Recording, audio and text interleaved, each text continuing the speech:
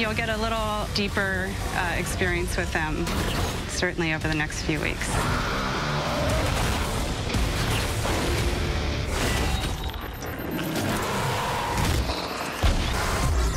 After the break, we dig into the campaign of Halo 4 with 343's Frank O'Connor.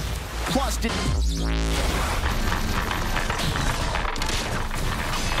game, Forerunner, and this is where we're going to meet two new enemies, really, but we're going to start with the Prometheans, which were unveiled for the first time at E3. They're an entirely new faction in this war. Yeah, and we cheated a little bit at E3. We moved some things out of order, so if you're watching at E3, you'll see this kind of jungle level, and you're introduced to these Promethean warriors in that jungle. You actually meet them 1 or 2 levels earlier in the real game. In knights, they kind of run the show in terms of combat, and they're accompanied by watchers, who are kind of a very strategic rather than tactical assistant to the knights.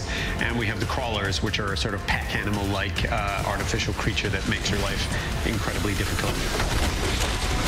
They all work together when you're exploring Requiem, are kind of almost like automated defenses, but there's going to be a pivotal moment in the plot where they switch from being an aggressive but automated defense. There's some agency behind their behavior as you explore that level. As in years ago, his persona is kind of a mixed bag.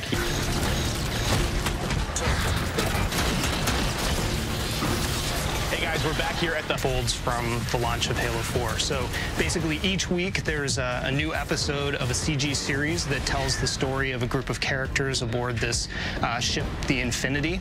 The Infinity is a ship that you meet within the campaign, but then becomes the foundation of our multiplayer experience. And so along with that episode that comes out each week, you've got these 5 missions that you and your buddies can go and play. And together you're basically driving the story of the Halo universe forward. This is narrative. I mean, there's dialogue, there's, you know, events. I mean, this is a story. Continuing to evolve the storytelling over time. And so each one of these episodes, you know, is really substantial. You're looking at anywhere from 4 to 6 minutes of storytelling that's coming out, and it's setting up all of the events that are going to take place in the missions, where then you and your friends are going and engaging in great gameplay.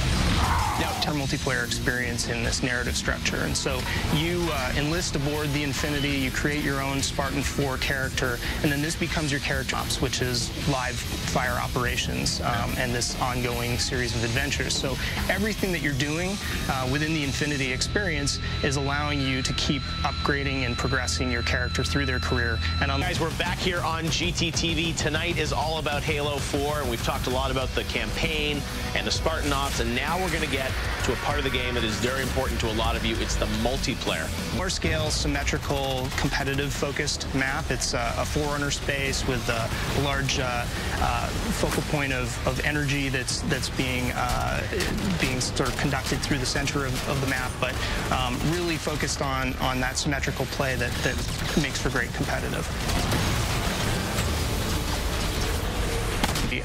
You and your teammates are trying to capture bases and hold those bases. Base capture initiated. It's really unique in that the bases have different kind of states. So once you've captured a base, then it fortifies, and once it's fortified, then you get these resupply drops where you're getting new weapons that are dropping in, you're getting vehicles that are coming in, there are turrets that are building up on the base, and so the whole idea is to try and capture and hold down as many bases as possible. The more bases you hold, the more your team is scoring, and the first team that makes it to the score target wins. Enemy taking control. First strike.